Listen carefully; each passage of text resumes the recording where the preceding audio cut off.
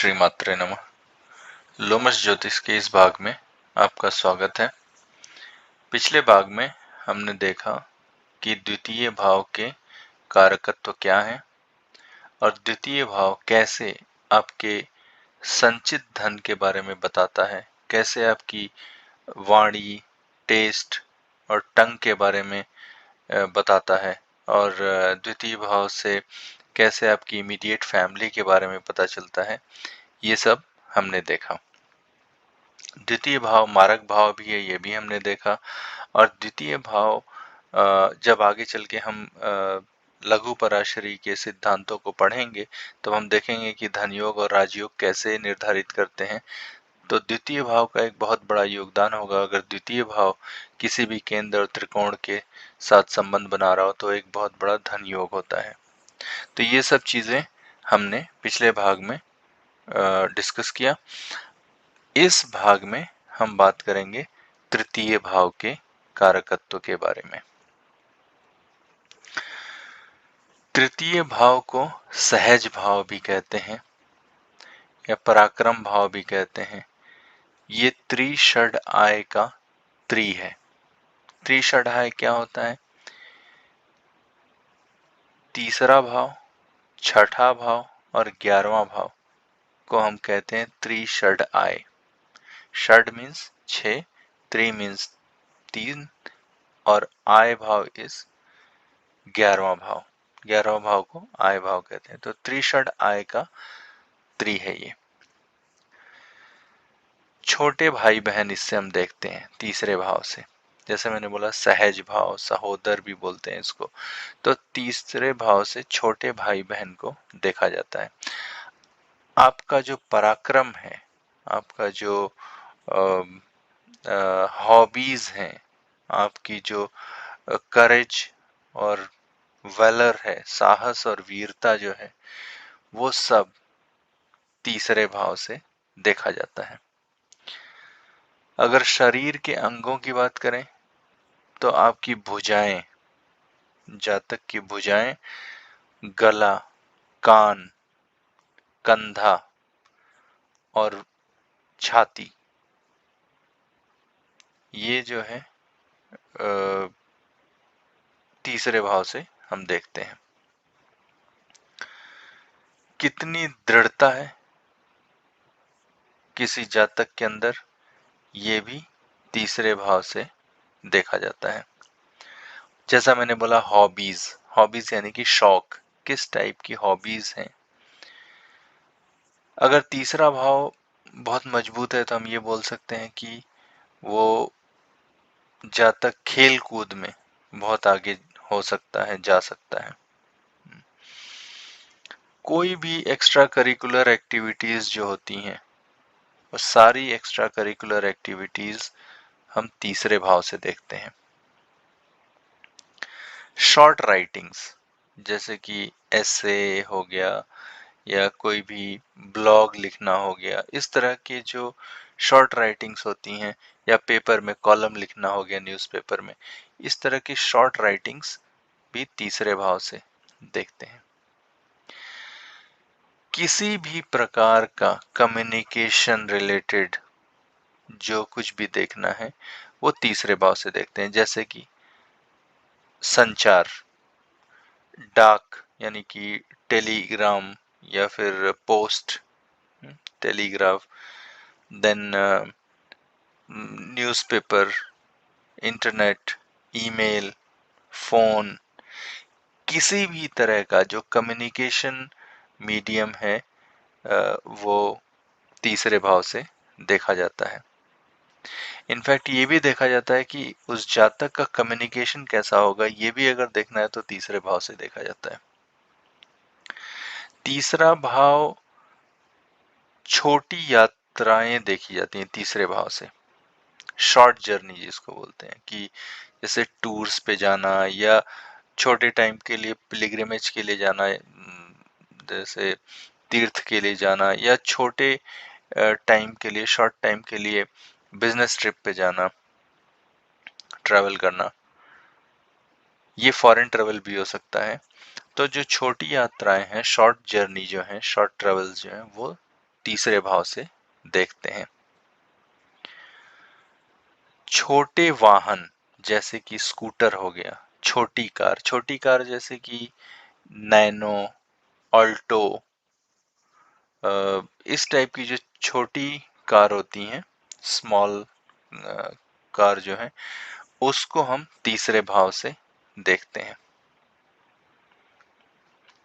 Cycle, ये भी तीसरे भाव से देखा जाएगा। तीसरे भाव के और क्या कारकत्व है? तीसरा भाव बताता है कि आपके पास नौकर चाकर कितने होंगे या नहीं होंगे। तीसरा भाव आपके पड़ोसी के बारे में भी बताता है, ठीक है। तीसरा भाव वाम तंत्र को बताता है। जो तंत्र है उसमें दो तरीके से दो मार्ग हैं बेसिकली। एक होता है दक्षिण मार्ग और एक होता है वाम मार्ग। तो जो वाम तंत्र होता है, जो आपने देखा होगा कि अघोर या इस टाइप की जो साधना, जो शमशान और इस टाइप में, जो ये सब वाम तंत्र के अंदर आता है। और वाम तंत्र तीसरे भाव से देखा जाता है कि उस पर्टिकुलर जातक का जो इंटरेस्ट है, जो झुकाव है, वो वाम तंत्र की तरफ है कि नहीं है, वो तांत्रिक तंत्र मंत्र में है, तांत्रिक गतिविधियों में उसका झुकाव है कि नहीं है। ये सब तीसरे भाव से देखा जाता है। तीसरा भाव अगर वेल फोर्टिफाइड है तो जातक बहुत ज्यादा उपदेश देने वाला आदमी हो सकता है। बहुत ज्यादा उपदेश, हर बात पे उपदेश दे सकता है वो। नवां भाव पिता का घर होता है। तो नवें भाव से अगर देखें तो तीसरा भाव सातवां भाव बैठेगा। अगर नवें भाव से हम घड़ी के विपरीत दिशा में काउंटिंग शुरू करें, काउंटर क्लॉकवाइज, तो तीसरा भाव 7 नंबर आएगा। अगर हम 9 को, नवें भाव को 1 से गिनना शुरू करें तो नवें भाव से, नवा भाव पिता का है, वहां से तीसरा भाव 7 नंबर भाव है। और जैसा कि मैंने पहले भी बताया जब दूसरे भाव के बारे में हम बात कर रहे थे कि कुंडली में 2 स्थान ऐसे हैं जिनको मारक स्थान कहा जाता है, दूसरा भाव और 7वां भाव। तो पिता के लिए तीसरा भाव 7वां भाव है, क्योंकि नवें भाव से अगर आप गिनेंगे तो 7 नंबर आएगा तीसरे भाव में। इसका मतलब तीसरा भाव पिता के लिए मृत्यु का भाव है। तो पिता किसी भी जातक के पिता की अगर आयु देखनी है तो तीसरा भाव है। तीसरा भाव जातक का आयु भी बताता है। कैसे? 8वां भाव मैंने बताया कि आयु का भाव है, ठीक है। 8वें भाव से तीसरा भाव 8वां है, तो भावात भावम सिद्धांत के हिसाब से तीसरा भाव भी आयु का भाव है। भावात भावम के बारे में हम बात करेंगे आगे चल के, जब हम लघु पराशरी के सिद्धांत और ये सब के बारे में पढ़ेंगे, तब हम बात करेंगे भावात भावम प्रिंसिपल के बारे में। लेकिन अभी आप ये समझ लीजिए कि तीसरा भाव 8वें भाव से 8वां है, इसलिए 8वें भाव से 8वां का मतलब क्या है? 8वें भाव पे एक नंबर मान के और काउंटर क्लॉकवाइज में जब काउंटिंग करेंगे तो आप तीसरे भाव पे पहुंचते पहुंचते नंबर 8 आएगा। इसका मतलब कि भावात भावम सिद्धांत के हिसाब से तीसरा भाव भी आयु का भाव है। तीसरा भाव काम का भाव है, क्योंकि ये काम त्रिकोण का वो है, भाव है, काम त्रिकोण का पार्ट है, तो इसलिए ये डिजायर का भाव है। अब तीसरे भाव के कारक की बात करें तो तीसरे भाव के जो कारक हैं वो 2 हैं। एक तो मंगल है जो कि भाई का कारक है, और जो शनि है वो आयु का कारक है।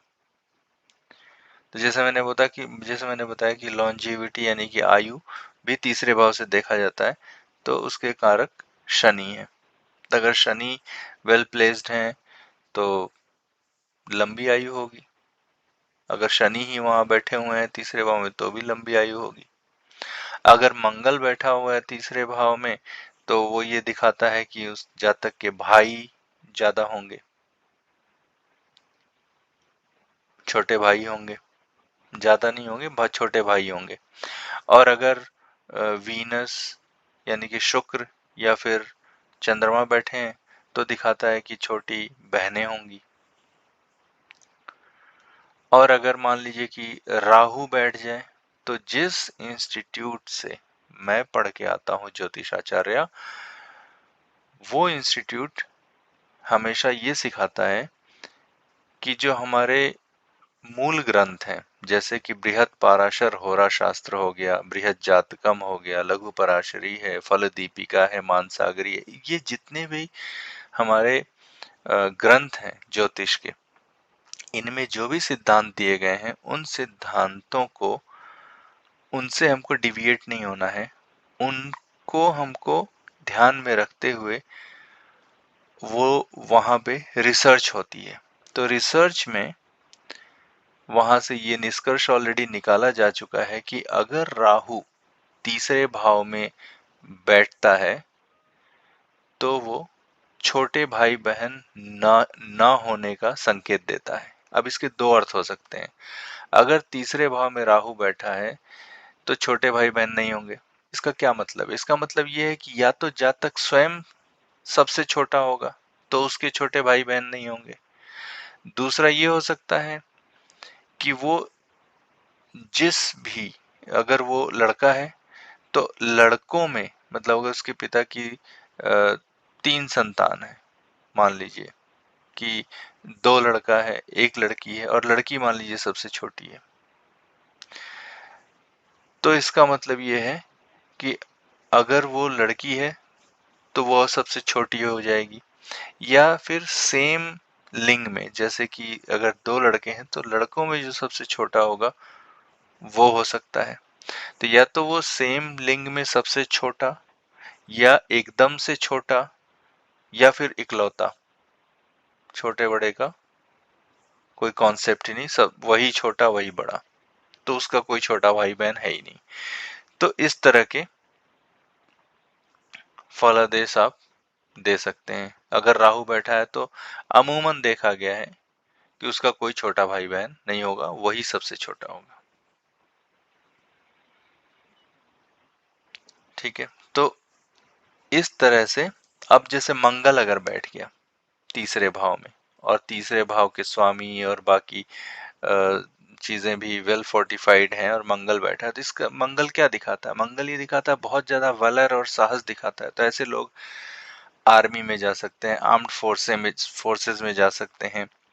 ऐसे लोग स्पोर्ट्स में बहुत अच्छा कर सकते हैं, क्योंकि जैसा मैंने बताया कि तीसरा भाव खेल कूद और किसी भी प्रकार के स्पोर्ट्स को बताता है, उसके बारे में बताता है। तो अगर तीसरा भाव में मंगल जैसा ग्रह बैठा है तो वैलर और साहस को दिखाता है, और ऐसे लोग खेल कूद में बहुत आगे जा सकते हैं।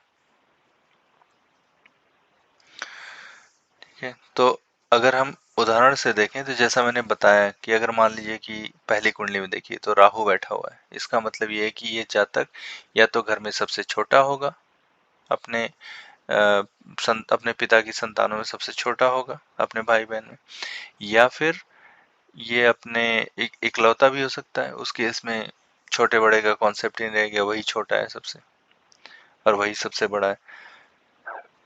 अगर मंगल बैठा है जैसे कि दूसरी कुंडली में दिखाया गया, तो ऐसे जातक स्पोर्ट्स में जा सकते हैं, ऐसे जातक आर्म्ड फोर्सेस में जा सकते हैं। ऐसे लोग की भुजाओं में बहुत ताकत रहेगी, बहुत साहसी होंगे, बिल्कुल न डरने वाले। अगर शुक्र है तो ऐसे लोगों का जो हॉबी होगी वो शुक्र से रिलेटेड हो सकती है, जैसे मॉडलिंग हॉबी हो सकती है, फैशन डिजाइनिंग हॉबी हो सकती है, फिल्म इंडस्ट्री में कुछ एक्टिंग वगैरह इस टाइप का करना हॉबी हो सकता है। वीनस यानी शुक्र का तीसरे भाव में बैठना ये भी बताता है कि इस जातक की बहन होंगी।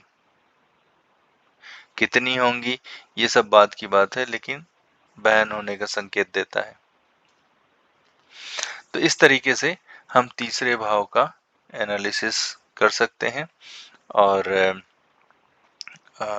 जो भी जो कारकत्व मैं बता रहा हूँ, ये सारे कारकत्व या जो भी मैं बीच बीच में प्रिंसिपल्स बता रहा हूँ, ये सब मेरे जो इंस्टीट्यूट में हमें जो सिखाया गया है, पढ़ाया गया है, उसके आधार पर जो मैंने सैकड़ों हजारों कुंडलियों पे जो मैंने ये अप्लाई किया है, उसके आधार पर मैं बता रहा हूँ चीज़ों को। तो इस चीज़ को आप अच्छे से याद करें कारकत्व को, क्योंकि ये बहुत काम आएगा विश्लेषण करते समय कुंडली के। तो इस भाग में बस इतना ही, और अगले भाग में हम बात करेंगे चौथे भाव यानी चतुर्थ भाव के बारे में। तब तक के लिए धन्यवाद।